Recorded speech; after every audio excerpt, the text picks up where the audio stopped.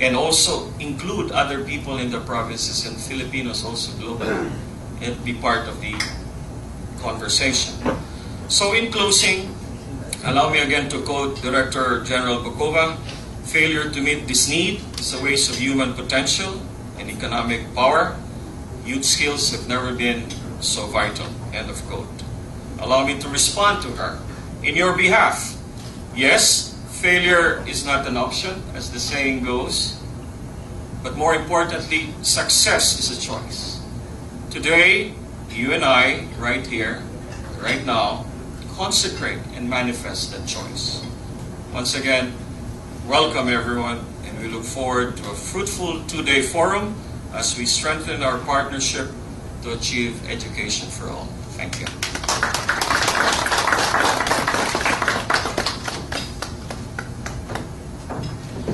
Thank you, Mr. Velarde. May I now call on Dr. Anwar Al-Said, Head of the Education Unit of UNESCO Office, Jakarta. Good morning, everybody. Thank you, Anne. Mr. Mel, friends, Ramon, thank you for putting this together with us and being here always to help. It's always a pleasure to come to Manila and see many of the friends we have who are always in support of UNESCO. As you all know, the GA report is a yearly report with different themes. Now, the theme of this year, 2012, is a serious one. As I always say to my friends and to my sons, it seems that the world have changed a lot for the young people. It's becoming harder. Employment opportunities are becoming harder to find, and skills are becoming more diverse. Education has to come up with innovative to achieve the education for all goals.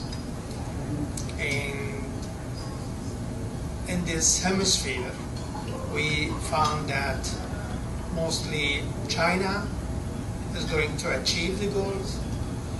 Indonesia, more or less, is achieving the goals. Others are not. Philippines may be close, but would not be achieving the goals in 2015. However, there are signs that it's on the right track. The political will is there. One of the achievements that at least you all know, that the policy on K-12 has been adopted and it's in place.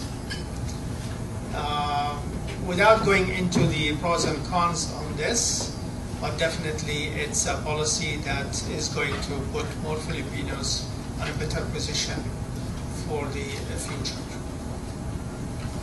However, diversifying education is important. Adding skills to the education experience in the 12 years that we keep the youth and the youngsters in school is important. We look forward that new trends would take place in curriculum. Adopting soft skills and lifelong learning skills are also important. We definitely, as UNESCO, we would work closely with member states to make sure that education is relevant. Now, I might say relevance, that a word we've been hearing for long and many years, and then we always come to a point where education may not be relevant. If I go back 30 years ago, I would say we studied this while I was doing my graduate school, education and relevance.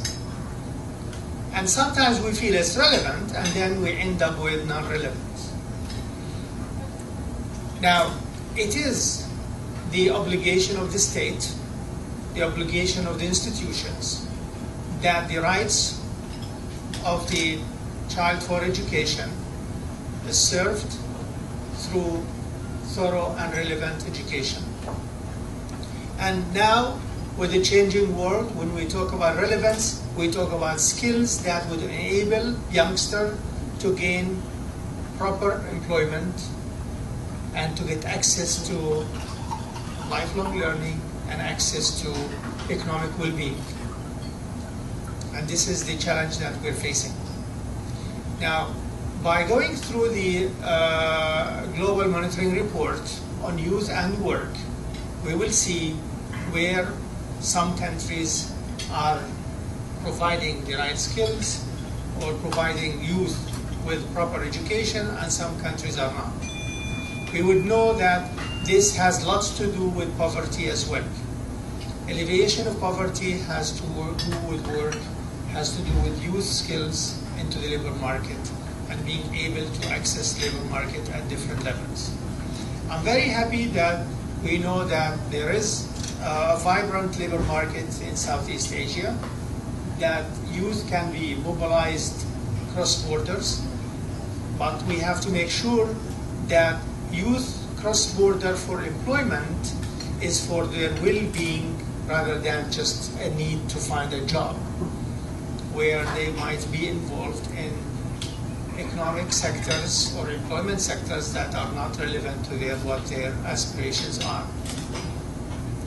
Now, let me, before going too long on this, to start our session of the day, thank again Ramon and his team and the Philippine counterparts for putting this together. This is the second year we launched the GMR in Manila. When it comes to launching the GMR, I always think of Manila. Colleagues at the office, they said, why don't we do it in Indonesia? I said, no, we are here in Indonesia. They see us all the time. We do lots of work there, but we have to also make sure that we are present in a cluster country under the UNESCO Jakarta office. And working with our friends in Manila and the Philippines, we're always happy to consolidate our work and to do more. I wish you the very best, and I would welcome you to engage in a discussion that would probably help us also as UNESCO to see how best we can serve this part of the world and how to best serve the Philippines. Thank you very much, and I wish you the very best, and I'll be with you for 2 days. So let's build a good discussion so that I can take back with me for a better work and better planning for the future. Thank you very much.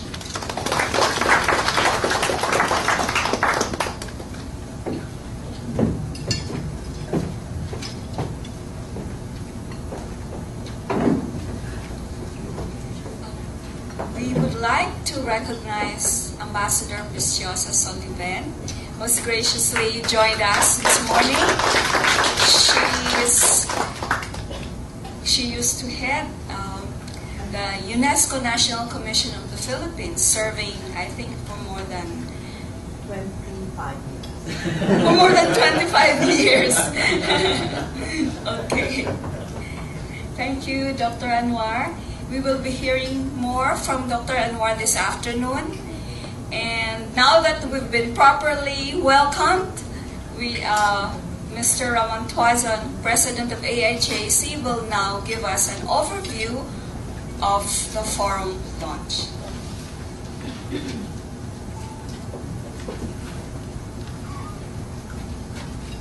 Maraming salamat, Ann. Parang napaka-formal nating lahat. Pero sana mamaya hindi na formal. I said we're too formal, we're too stiff.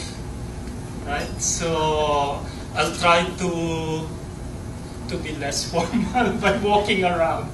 So thank you. And let me give an overview of the forum.